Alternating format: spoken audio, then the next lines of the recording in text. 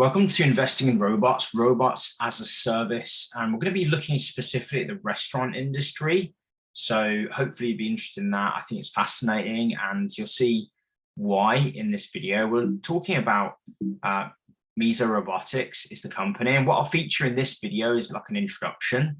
We're going to be looking at why CNBC in America has, has featured them. We'll be talking about why Mad Money has been featuring them. And we'll talk about some of the change they're looking at. And if you're interested, the next video, I'm going to be analyzing their shareholder presentation. So let's jump into it. So first, let's look at the video. It'll help in the kitchen from Chippy. The robot from Mesa Robotics is an autonomous kitchen assistant tasked with making one of the company's signature menu items, chips. Via AI, it's trained to make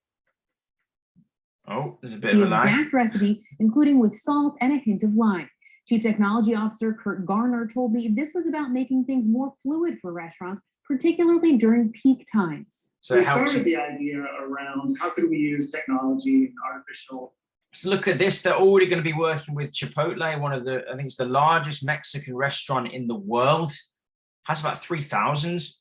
And this is their CTO, Chief Technology Officer, talking up Mesa Robotics, this startup, that was quite small just 3-4 years ago. Let's listen to what Kurt has to say.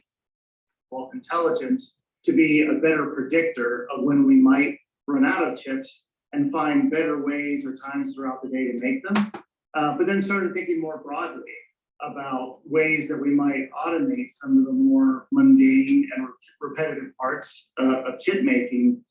So there's two things there. Number one, predictive analytics, so that the robots and the AI will be able to tell Chipotle and other restaurants when peak times will come and have things ready for that. And number two is to automate these terrible, repetitive, sometimes dangerous tasks in the kitchen. And provide a better tool for our restaurant teams. Chippy is being tested at the Chipotle Cultivate Center. That's the company's innovation hub in Irvine, California. And it'll be used in a restaurant in Southern California later this year. The company is relying on the stage gate process it uses for new menu items to test and learn from workers and guests before deciding whether it should move ahead with a national rollout of Chippy. The company also said it's not looking to solve for a labor shortage with the robot, even as the Great Resignation continues to impact the broader sector. We didn't. Well, they might say what they're going to say, but the fact is there's a labor shortage. Wages and individuals and employees are demanding higher wages, and that wage bill is increasing. And this company and robots as a service in general reduce the labor costs. Let's hear what Chipotle have to say anyway, even though we know that it is good for business.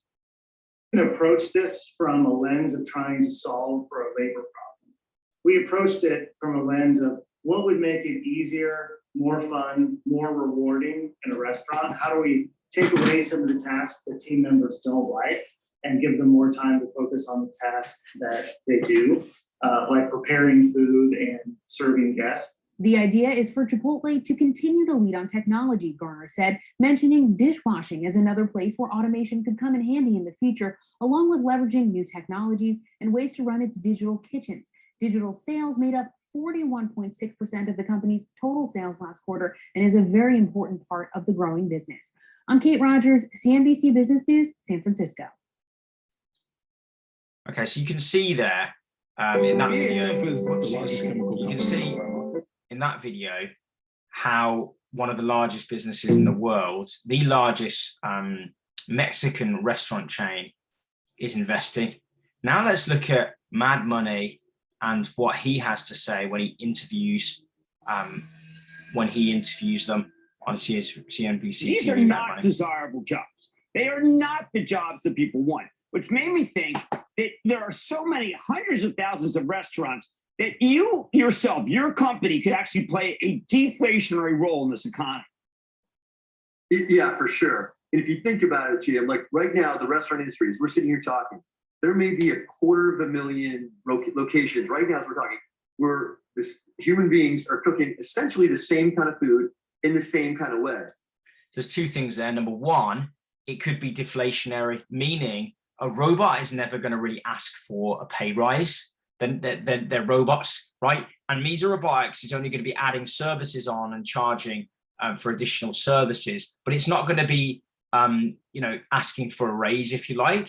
And I think it will be generally deflationary. As more robots come into the kitchen, it will be cheaper for restaurateurs to open new branches, new stores, dark kitchens, automated kitchens, etc., etc.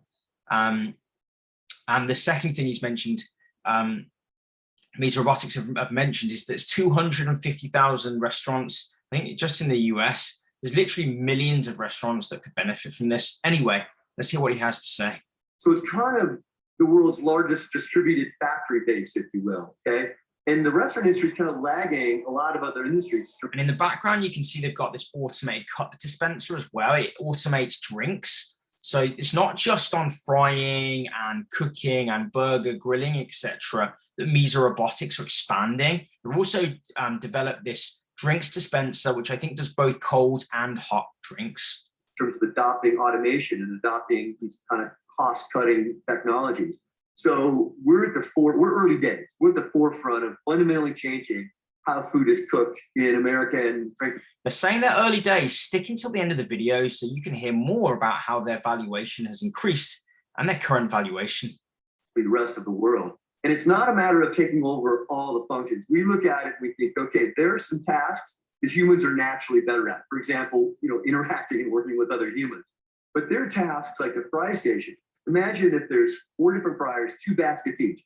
A human being is just not intrinsically very good at managing 8 baskets at once, each one with a short cook cycle.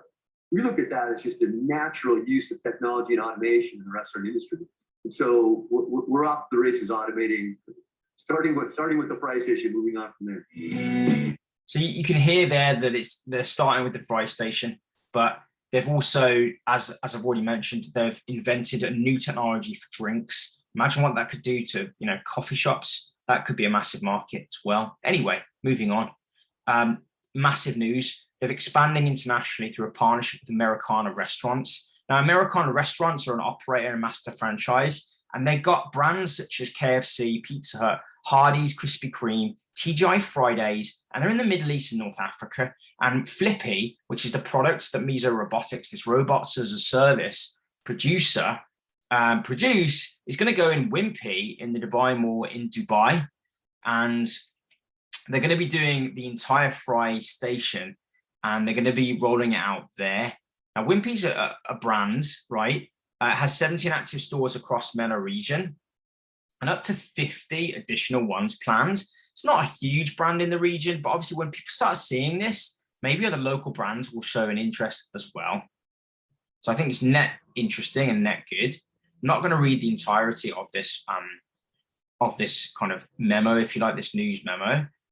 But just to say that this Americana Restaurants has 13 markets and they've got multiple brands. They're just going to start with like Wimpy's, but it could easily go into the other ones mentioned, such as Krispy Kreme's, TGI Fridays, Pizza Hut, potentially, KFC.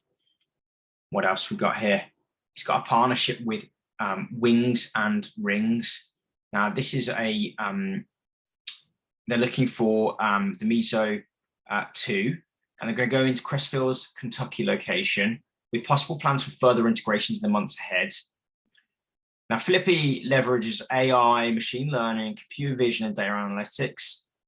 And you can see videos, and I've got other videos. I'm sure you can check out Misa Robotics and have a look online for that. They're incredible. I might have actually at the end of the video show something.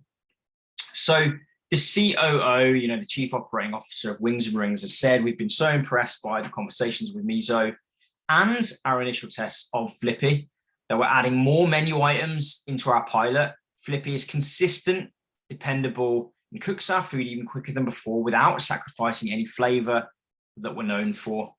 And look at this, Series E. They've got over 25,000 shareholders. This is Misa Robotics, right? They've just raised 75 million, and they've got a pre-money valuation of $500 million. So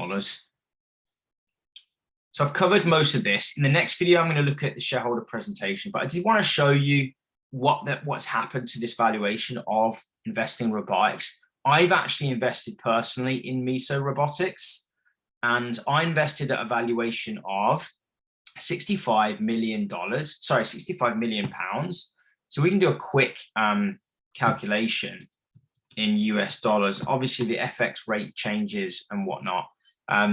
So 78 million US dollars. So my valuation, or the increase in my shares, is probably somewhere in the region of between 5 and 6 in at 100%, if you like, 500 to 600% in the last 2 years. So I'm quite excited by Miso Robotics, and they've just got, they've been saying they're just getting started. I think they only have, I don't know how many companies they've got in their portfolio at the moment, but I'm going to be diving deeper into their 2022 shareholder presentation, because I think they're off to the races. I wouldn't be surprised if this goes up another 10x or maybe another 20x from here. We'll see. I'm going to analyze and review this shareholder presentation in my next upcoming video. Guys, I hope you've enjoyed this video.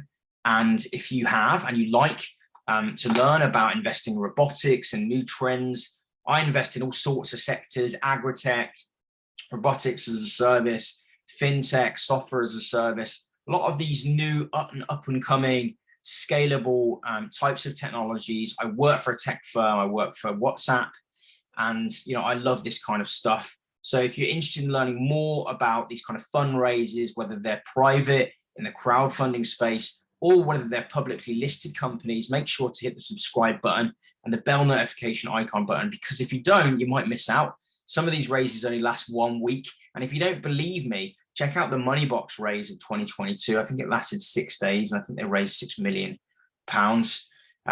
Guys, love making these videos. Remember that knowledge is power and progress is everything. I'll see you guys in the next upcoming video. Remember to check out these other videos that might be recommended, because you might get some value from them.